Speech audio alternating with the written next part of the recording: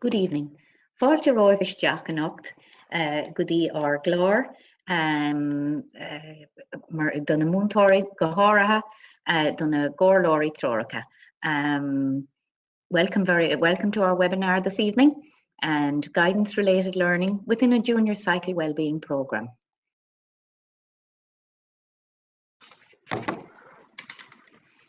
Joining us tonight we have Niamh Dwyer, guidance counsellor from Slieve Lucra, Sculpubble, Rathmore, Kunde Kiri. And we also have Paul Kelly, our full-time whole school advisor for the Northeast, and myself, Betty McLaughlin, wellbeing team leader with the Junior Cycle for Teachers.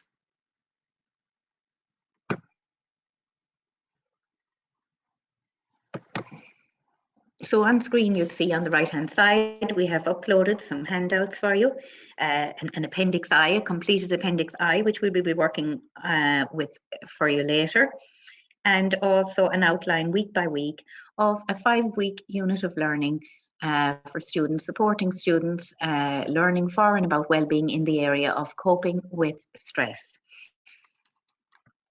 So you're reminded there. You're reminded here up on our website to connect with JCT Online. We're just flagging this with you, and on our website www.jct.ie and email info@jct.ie. There's also a facility on our webinar tonight for you to send in your questions, and we will be pausing a couple of times during the webinar to answer some questions. Paul is fielding them there, and we will also, for the questions that we don't get to this evening, we will answer them within the next couple of days to each person individually. So you will see on the screen there our wellbeing definition, taken from the Wellbeing Guidelines 2017 and adopted from the World Health Organization definition of what we mean when we talk about well-being. So you will note, student well-being is present when students realize their abilities, take care of their physical well-being, can cope with the normal stresses of life, and have a sense of purpose and belonging to a wider community. Wellbeing in junior cycle. Our schools, we know from working with guidance counsellors in the 16 workshops we have rolled out over the past 2 years, workshop 1 and workshop 2, we know from the research, from the My World survey, from the PISA in 2012, from the PISA study in 2017, and from much of the research that we have explored heretofore, that schools have a central role to play in supporting students' learning for well-being and about well-being. And this, of course, is realised in classrooms for our students through the 8 principles of learning, the 24 statements of learning, the 8 key skills, and facilitated through our Level 1 learning programmes, our Level 2 learning programmes, all subjects. Wellbeing itself is an area of learning, and short courses and other learning experiences which we have for our students, and also the assessment and reporting practices in schools also support the student well-being, as we are giving formative, constructive reporting and feedback to our students. We are also supporting them in their learning. So moving to 400 hours of timetabled engagement for first years from 2020 over the 3-year cycle, we see that schools have engaged now with PE 135 hours and CSPE 70 hours over the 3-year cycle, SPHE 70 hours if they adopt the traditional syllabus. If schools decide to run with a short course in CSPE or SPHE, of course that would be 100 hours of class time engagement. And if schools are running with the traditional syllabus, we have other related wellbeing related learning, and that can amount up to 125 hours over the 3-year cycle for our students.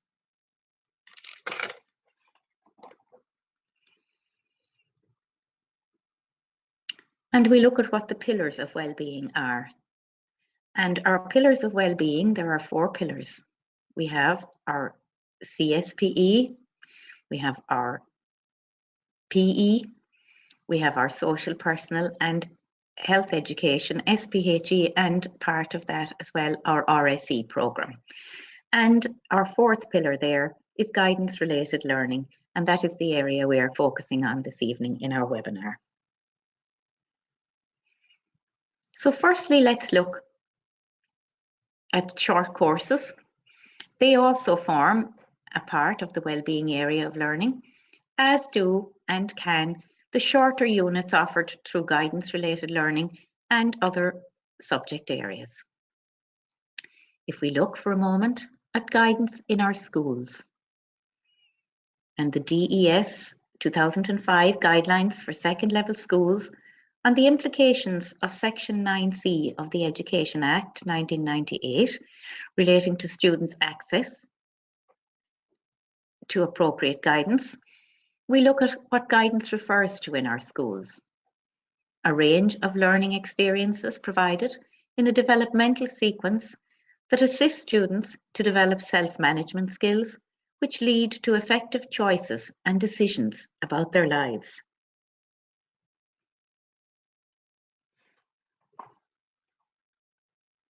We know, as guidance counsellors, that we offer a holistic approach to guidance and that a range of learning experiences can be developed, which encompasses the 3 separate but very much interlinked areas of guidance: personal and social counselling, educational counselling, and vocational counselling.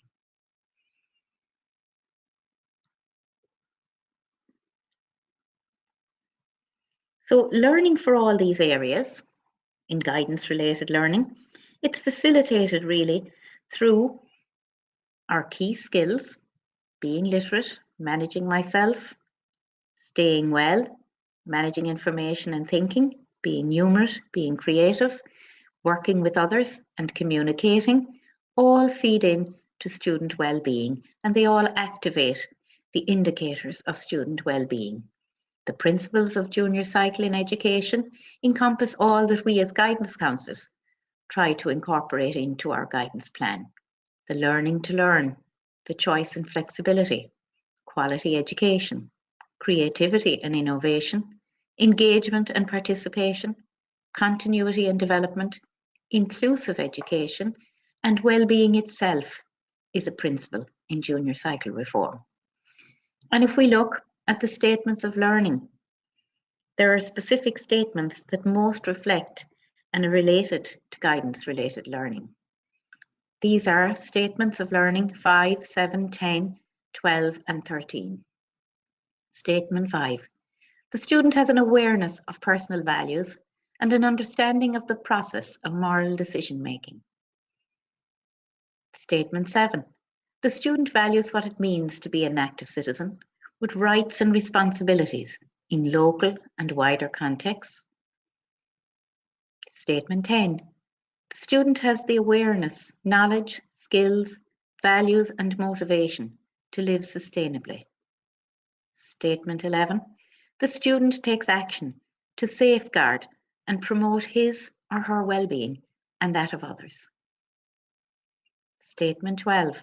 The student is a confident and competent participant in physical activity and is motivated to be physically active. Statement 13. The student understands the importance of food and diet in making healthy lifestyle choices. We will now conduct a Mentimeter poll and take a moment. So we would ask you to please go to your device to www.menti.com. You will be asked for a code, and please enter the code that is up on your screen, 65257. And the question we're going to ask tonight is, using this Mentimeter, state what guidance-related learning may already be underway in your schools to support student well-being. Okay, so we see a lot of things coming in there: study skills, mindfulness, morning well-being activity, well-being committee, first year induction, subject choice, lunchtime clubs, guidance, guest speakers, mental health week, healthy eating, well-being week, music for well-being, target setting, digital literacy, morning well-being, friends youth program, lunchtime clubs, online safety, job study, yoga, multiple intelligence, sports day, and many others. Transition from primary, mentoring, counselling, .B, mindfulness, relaxation club, and many more. Okay, thank you for that. Well, that was great. And just as Paul Kelly and I in the Northeast, working in that region, as we go into our schools, we have gathered a number of mindful or well-being practices, that sharing good practice in different schools, just to name but a few we've mentioned here, that are already up and running in well-being programs in our region. We have subject choice analysis, career investigation, career interest analysis, work experience research and preparation for third years, retracking, healthy eating programs, positive mental health, study skills and time management, walk a mile, physical health and fitness, meditation, music for the soul, mind out, the mind out program, talk about teenagers, mindfulness, sleep program, and friends for life. They're just some of the many practices we have gathered in the Northeast in our work in the whole school visits.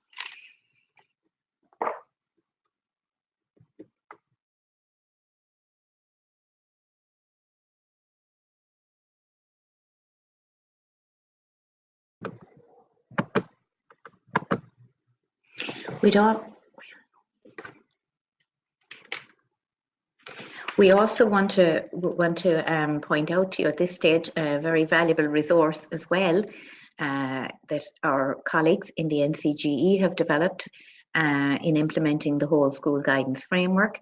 And these resources were actually piloted by a number of our fellow colleagues in the guidance counselling community in junior cycle, and they're now available for use for all schools in the junior cycle and senior cycle. And we have put up the actual link there onto the NCGE website, WSG resources, a whole school guidance framework, and you will find that on the home page of the NCGE website. Okay, so before we start to explain, or just before we start to explore the planning of a unit, which Niamh is waiting patiently to bring you through, before we start, we will be just remind ourselves of the indicators of well-being and any unit that we are providing in class. These indicators of well-being, they act as a checklist or a touchstone in our classrooms when we work with our students. And they are also, you know, they support and when we are planning our unit of learning, we are looking to support and activate these indicators through the learning opportunities we provide, through our dispositions with our students, and through classroom practices in our daily work with our students. The indicators of well-being, they make explicit what is important to students in their well-being and what is important for them in their learning. So we start there with active. Am I confident and skilled participant in physical activity? How physically active am I? Responsible. Do I take action to protect and promote my well-being and that of others? Do I make healthy eating choices? Do I know where my safety is at risk? Connected. Do I feel connected to my school, my friends, my community, and the wider world? Do I appreciate that my actions and interactions impact on my own well-being and that of others in local and global contexts?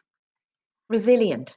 Do I believe that I have the coping skills to deal with life's challenges? Do I know where I can go for help? Do I believe that with effort I can achieve? Respected. Do I feel that I am listened to and valued? Do I have positive relationships with my friends, my peers, and my teachers? Do I show care and respect for others? Aware. Am I aware of my thoughts, feelings, and behaviours? And can I make sense of them? Am I aware of what my personal values are? And do I think through my decisions? Do I understand what helps me to learn and how I can improve?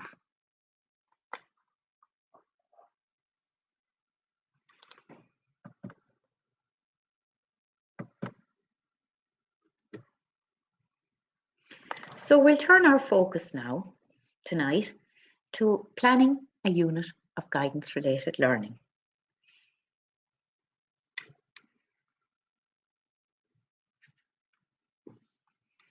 And in order to do this, we have our wellbeing planning principles which we use.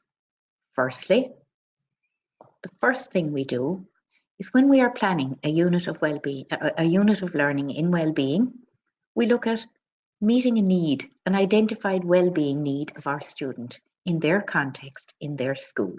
And that is why well-being differs, and well-being practices and well-being programs differ very much from school to school, because if we are identifying students' needs in a particular school, that will determine what our program, what content of our well-being and our units of learning will be.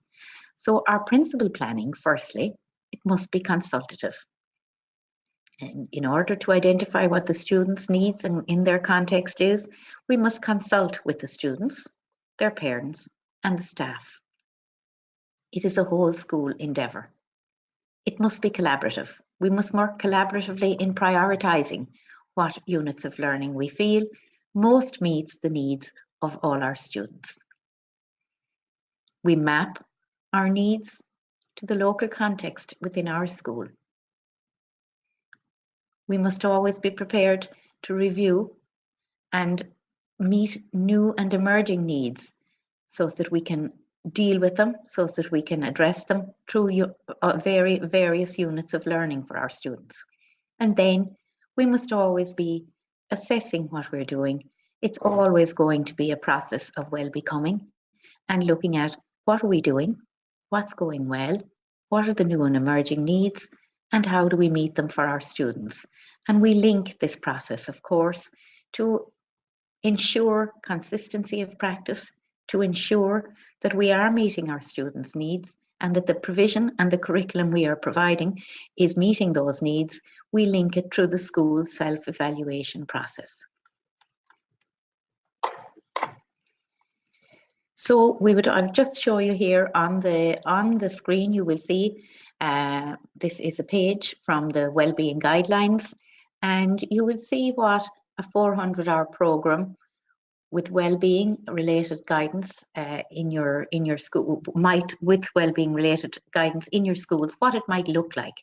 And there are 10 different samples in the Wellbeing Guidelines of how what a program might look like in your school, and they are available on the NCCA Wellbeing Guidelines between pages 69 and 70. So in order to decide what we're putting in, and once we have gone through the wellbeing planning principles, and once we as a staff collaboratively have agreed after our consultation with the students and with the parents and with the staff, once we have agreed what unit of learning we're going to provide for our student to meet identified wellbeing needs, it must be documented in an Appendix I template, which supports schools in planning shorter units of learning in wellbeing. And this is available as a template On the guidelines on wellbeing in junior cycle, from page 104 to 105, we also have an editable document, a copy of this in a Word document, which schools are finding very useful, on our JCT website under our wellbeing resources section.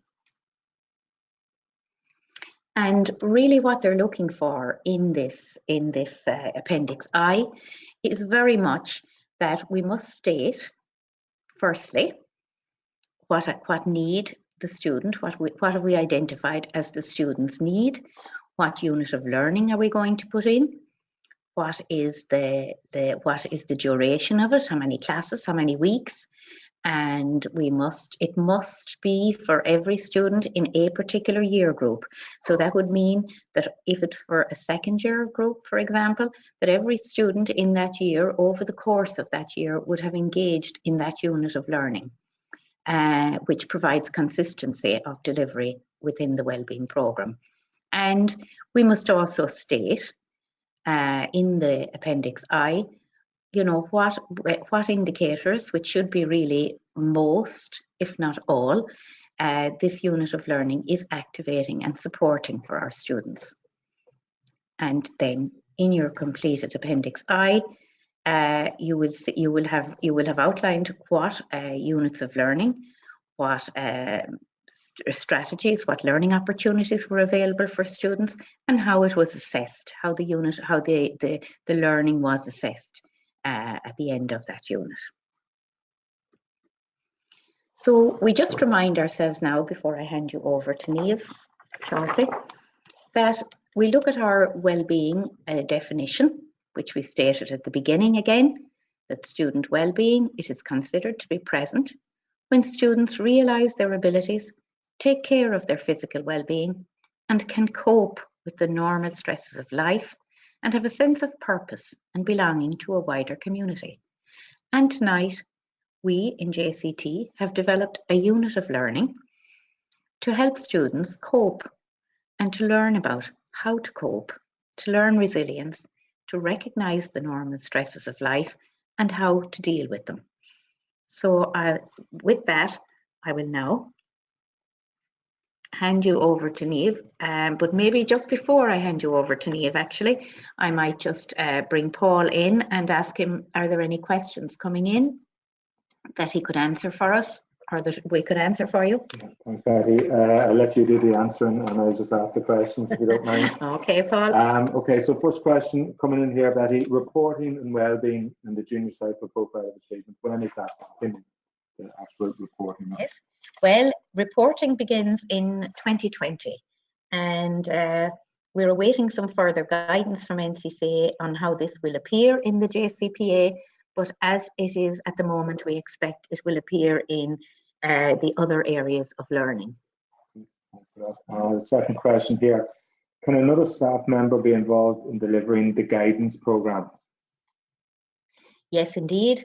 Guidance-related learning and units of learning, they come from under the whole school approach. They come under the whole school approach to guidance. And this must be included in the whole school guidance plan. And you will find details of what guidance-related learning might be included there on pages 48 and 49 of the junior cycle, or the NCCA Wellbeing Guidelines. Yeah, thanks, Betty. And I should just say, I see a few more questions coming in there. I'll try and get them maybe in the later part of it. But just one last one here. Why do Appendix I's needs to be completed? And is this the planning that's needed in guidance? Yeah, well, Appendix I's, I suppose, firstly, they're an opportunity to showcase and formally recognise the activities which enhance student well-being. And Appendix I, it's a vital component really of recording and documenting the other areas of learning in the provision of well-being, setting out the learning outcomes, the key skills, and clearly mapping out what the indicators of well-being are being supported in the teaching and learning of the particular chosen unit of learning. It also requires that students, all students in a particular year group, as I said already, are engaging in that unit of learning. Thanks, Betty. Just the last question that has just come in as well. Sorry for putting you on the spot here, Betty, but you're well fit for it. Whose job is it to complete the Appendix A? Well, again, completing the Appendix I, that's really a school-based decision as to who will do it. But in most cases, it is the person who is leading out on that particular unit of learning is probably best placed, collaboratively with the rest of their staff, of course, to complete the Appendix I. Yeah, I'm going to give you another one, just one more. Okay. They're coming in here. Should the guidance counsellor be the person leading wellbeing and teaching? Well, I feel the guidance counsellor is key to, the wellbeing program. I think that we have a special care, ethic of care that we always adapt for our students. But certainly, I would see them as coordinating it as part of a wellbeing team, a broader team in schools. Okay. And it's good practice as well. If you are having a wellbeing team in schools, it's good practice to rotate that role, that it's not all down to the guidance counsellor, but I would see them as key in the coordination of the wellbeing programme in the school. Mm-hmm. Okay, so I'll now hand you over to Niamh, who will talk you through our unit of learning that we have worked on for tonight.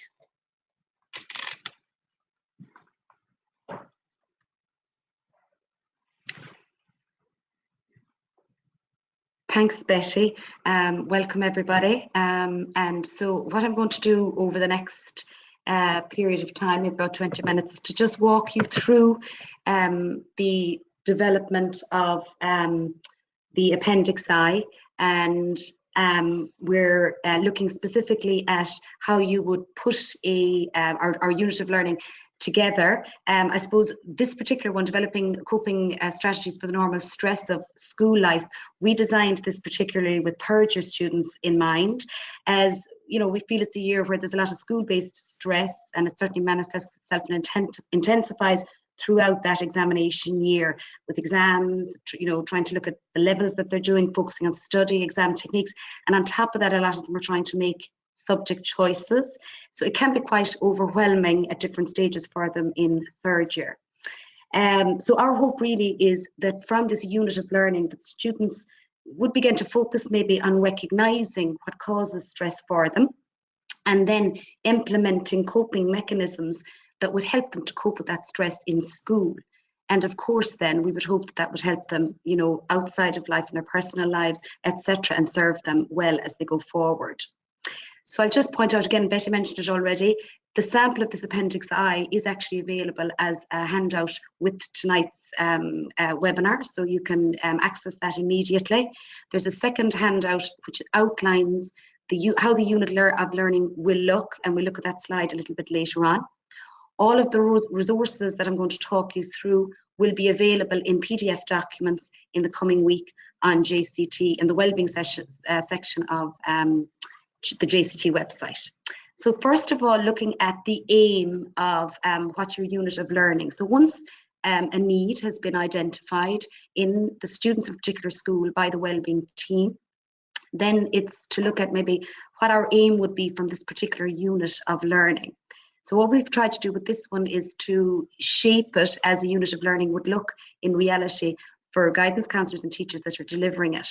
So the big thing, I suppose, here with the aim, the important aspect of the aim, is that we're looking at what we want the students to achieve by completing the unit of learning. We have designed this to work into a 5-hour program, 5 hourly sessions, but obviously in different schools where the class times are a little bit different, you may need to adapt that. And we're looking particularly at how students can explore the stress as an issue, understand its causes and consequences, and then more importantly, develop effective coping strategies to be able to cope with it. But like everything, it's certainly not meant to be prescriptive, but helpful, for students to be, or for guidance counsellors and teachers to be able to build this in as part of their wellbeing programme. So we're going to take a look now at, in line with the Appendix I, looking at how we would link in the statements of learning. As Betty mentioned earlier, the statements of learning that are associated with wellbeing are number 5, 7, 10, 12 and 13.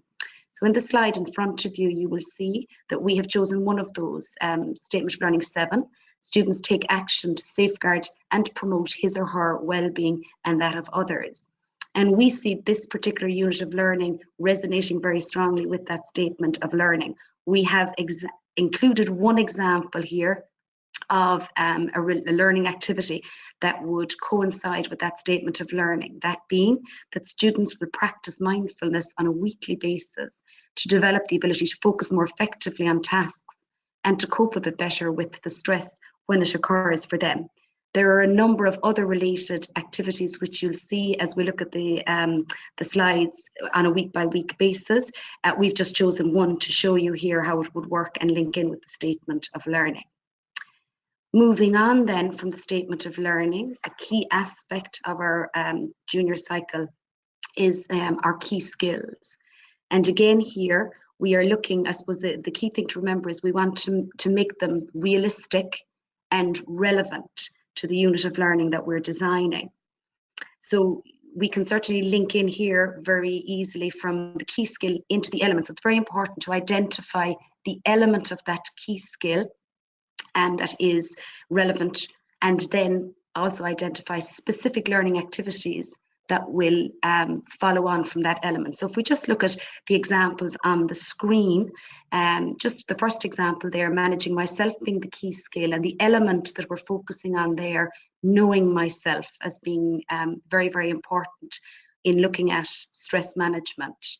So the key learning activity that we can link into knowing myself then is the first one that's on the list there. So what are the signs and symptoms of stress and how we recognize that? So you'll see as we look at the activities that the activities are encouraging students to become a lot more aware of the signs and symptoms of stress within themselves. And then as the program develops, as the unit of learning develops, we look at the coping mechanisms around that. Betty already mentioned the importance of being able to link any unit of learning back to the indicators of well-being. So in the case of this particular unit of learning, we have identified 3 major indicators that would link in directly to the unit. In designing a unit, we are looking that most or all of the indicators could be activated.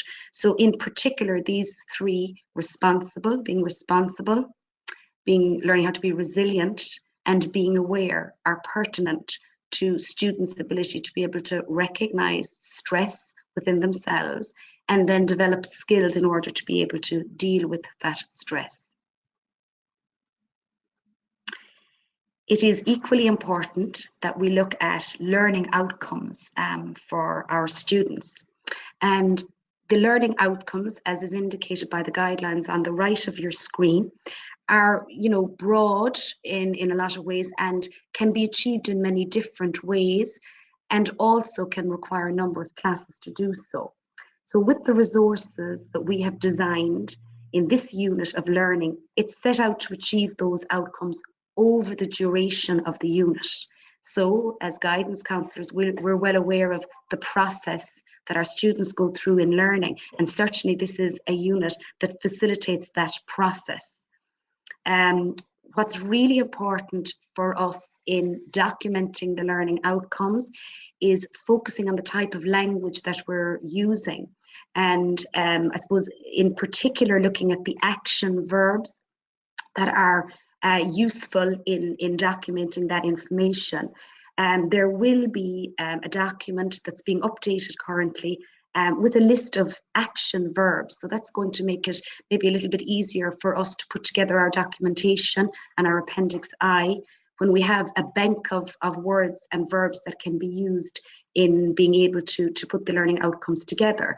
So just drawing your attention there to some of the learning outcomes that are specific to this unit of learning. So the key word there, identify, the causes and consequences of stress, examine personal character strengths, distinguish between helpful and unhelpful thought patterns, identifying coping strategies, exploring ways of challenging that unhelpful thinking, and then establishing the practice of mindfulness. So you can see there the pattern of action verbs that is the language really of learning outcomes. So we will be using also in our learning outcomes, it's very, very important to remember that a variety of methodologies and strategies form the basis for the teaching and learning experience of the student during the unit of learning. So as we move on to looking at the sample, I suppose here, we're looking here at the sample learning experiences that we have collated and that you might find useful in a unit of learning to use with your third year students. So we're going to do that on a week-by-week basis, and just as I mentioned, the resources for all of these activities and the plans will all be uploaded in the coming week on the Wellbeing section of the JCT website, and they're done in a very clear way for you on a week-by-week basis. So hopefully that will facilitate it being easier for guidance counsellors and teachers who are very busy to try and put the units together. So we're starting with some of the sample learning experiences in week 1, where our focus here is on, what is stress. And so from this slide onwards, the next couple of slides, we're outlining these sample learning experiences. Like I've said, it is, there's a lot of detail in it, but it's not meant to be a prescriptive list, more like a suite of resources that you can choose from that will suit the identified needs of your own students in the context of your own school.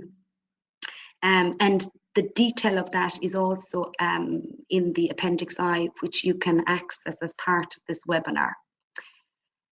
Also, you will see that there are a number of YouTube videos as part of this program. You'll see that as we go through.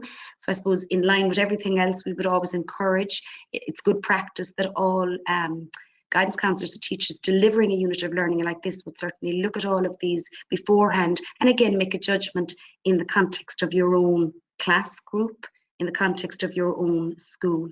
So just to walk you through the first part of this unit of learning in week 1, looking at what is stress. So I suppose we're looking here, opening the session really with a reflection. So looking either using Padlet or a brainstorm activity, just looking at what causes stress, and I suppose gauging to see where the students are at the moment, what their understanding of stress is, what they see as the symptoms that emerge for them, and possibly some of the coping mechanisms that they would find. So it's really just, I suppose, opening it up to see where they're at the moment. Moving on from that, you'll notice there's a couple of video clips there. They're all quite short. And I suppose this is a nice way to introduce the concept of stress in a way that our young people are very used to engaging in the media now. So it's great to be able to get messages from the media that are positive about their well-being. So there's a number of those identified throughout the program. There's 3 of them here for the first week. We move nicely on then to an activity. So think, pair and share activity on the causes, symptoms and coping mechanisms.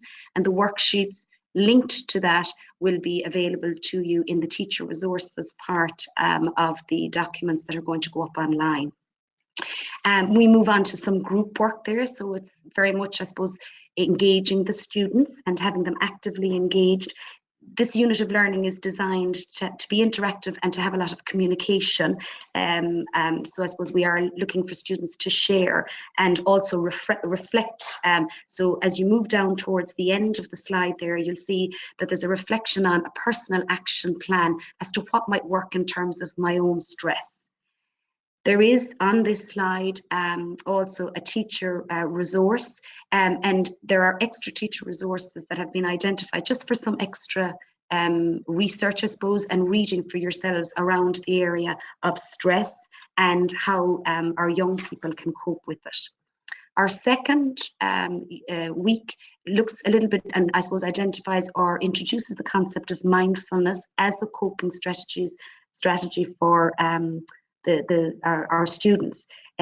We focus a lot at the beginning here on, the idea of stress management being something that's very much a normal part of school life, but also life in general. Again, a number of activities and video clips are used through the lesson, and activities to get the student reflecting and thinking about how mindfulness might be useful for them or is useful for some of the celebrities that have been identified there in the video clip that we use. So what we're hoping that might happen is that students are exposed to mindfulness over a period of time, and that is one of the strategies that might become a part of their routine in being able to cope with stress. So you'll see towards the end of the lesson, we have an introductory piece, just a very short piece of mindfulness to introduce the practice of mindfulness to them. And also we introduce the wellness journal, which gives them a chance to reflect a little bit on, how they're coping with their well-being, and I suppose looking at stress and stress management as part of that. As we move on to week 3, with this particular week, we're looking very much at how we look at our thoughts and how our thoughts influence our feelings about particular stresses in our lives. There is a sample PowerPoint presentation to accompany this particular class.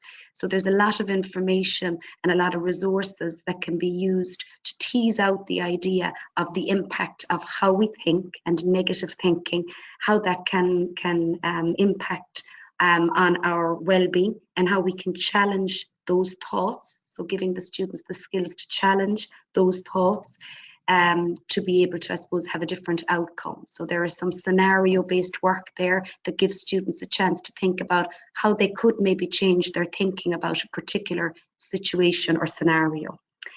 In the resources accompanying this particular class plan, there is also a sheet of questions that you could give to all of the students, or maybe a student that is particularly struggling with negative thinking, and I suppose encouraging them to be able to challenge the way they're thinking for a more positive outcome in order to assist with reducing their level of stress. Moving on to week 4, and on week 4, our focus here is on self-compassion. And so much of the stress, I certainly know in my work in guidance, and I'm sure it's the same for a lot of teachers as well, so much of the stress in our students is caused from how critical they are of themselves. So in this particular week, we're trying to look at how they can learn to be a little bit more self-compassionate. So you'll notice here that we mention a self-compassion scale. So there's 2 options here that can be used. You could certainly engage with students and see if they want to do a self-compassion scale, which gets them to think a little bit about how they feel about themselves, and maybe looking a little bit at where their strengths might be. But you can also go back to, like we did at the very beginning, a very simple brainstorm or Padlet idea about what are our strengths and what we think about when we're looking at strengths of character. Like the previous week, there's a PowerPoint presentation to accompany this that looks at the 24 character strengths, and that's linked into via character.org. So all of the websites that are useful or have been used in putting this unit of learning together are detailed in a slide further on. So there's a lot of activities there that people can draw on. Just something a little bit different towards the end of that particular week is that instead of the mindful meditation, there's mindful colouring, and maybe that could be done as part of maybe some relaxing music, just to change the dynamic a little bit. So lots of different strategies there that are being used, and lots of follow-up activities. And again, this can be adapted according to the time scale that you have and the context of your own students. So moving on to our final week then, week 5, focusing a little bit more on gratitude. So it starts here with a very energizing type of activity with the teacher leading it out. We look in again to a little bit of using the media in this process. So looking at an experiment in happiness. And then there's a nice worksheet which allows students to reflect on maybe somebody else in the class. So the guidelines for how that activity would work within the class is detailed in the resources that we're providing for you. Towards the end of this, we are going to go back and reflect back on that very first session on stress management, and students have the opportunity to look at a kind of a personal action plan for stress at that stage. So now that we're finishing the unit of learning, we refer back to that worksheet again, and we look at kind of maybe the coping mechanisms that now work best for them. So you're gauging to see if there's a little bit of change or development in how they view stress and how they're able to cope with it themselves. So it's very, very important in any unit of learning that we're designing that we can see evidence of the student learning. Because of the nature of well-being, much of the assessment really is formative. And I suppose our focus here, when you're looking at the ways in which the students are going to show that they're learning, you can see in the points on this slide that it's very much about the engagement in the process, participating in the activities and reflecting back through the wellness journal, or even reflecting, back to their peers, or in some of the discussions that happen in the classroom activities based around the program of learning, the unit of learning that we have designed. As I mentioned earlier, there's a number, we had wonderful resources, lots of very, very helpful websites available to us. I would certainly suggest to you to look at a lot of these websites in your planning. They're extremely useful. There are lots and lots of resources there that are very good, very high standard, and we have certainly drawn on a lot of those resources in putting this unit of learning together. And finally, just before I hand back, this particular slide, there's a lot of detail on this, I realise, but we have this one available also to you as a PDF file in the handout section of the webinar. So this, along with, so I suppose what we're doing with this particular slide is that it's giving a lot of the detail that's in the Appendix I, but it's nice to see how it would all work together. So I suppose it's giving you the overall flow of the unit of learning, and it shows the process involved for the students. And like I said, all of that is available in much more detail in the resources that will be available online in the coming week on JCT. So with that, I'm going to hand you back to Betty, and I hope you'll find our unit of learning there, the design of it, helpful in your practice going forward. Thank you, Niamh, indeed, for that very comprehensive outline and week by week lesson plans. And just to remind you again, we have completed that Appendix I for you that goes with that, which should serve as a useful template for you. Again, as Niamh would have said, not to be prescriptive, but just to give you an example of how it might look for you in your school. And we're reminded again of the criteria for a guidance-related unit of learning, that it is identifying a student need consultatively and collaboratively, that we try to meet that need, and then that every student in a particular year group, and the unit of learning that Niamh has just talked you through was for third years. It's a very difficult time for them. Students in many surveys and many studies, particularly the Growing Up in Ireland study by Emer Smith, would have stated that one of the most stressful times is, one of their biggest stressors is exams and their third year.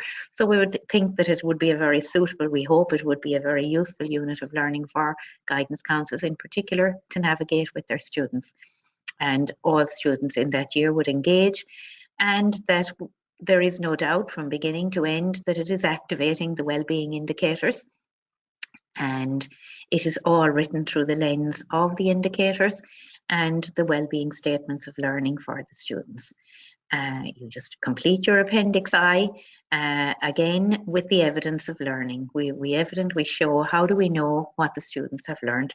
So just before, we just remind you there of our wellbeing section where the resources will be put up week by week. We have 5 packs of resources for teachers, which I know you will find very useful. And we will just, again, stop for a minute before we finish. Tamid igdridum con jera anish, but cúpla questionna an sin, Paul, agus go raibh maith donna question sin. Thank you for the questions that are coming in. Okay, so just a range of questions coming in here.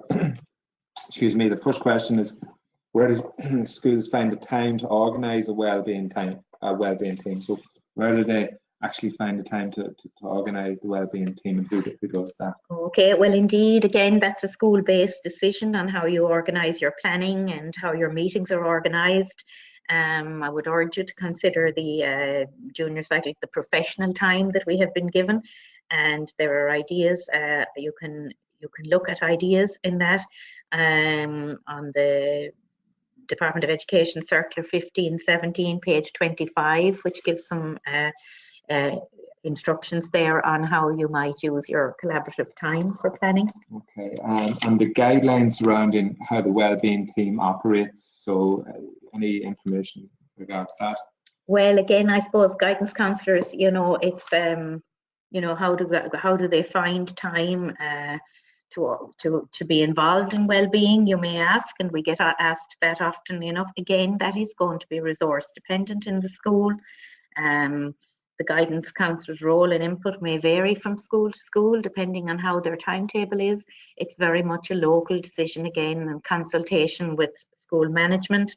There is also the guidance allocation is also outlined in Circular 1017 on page 6, which may help you as well in your planning of your resources.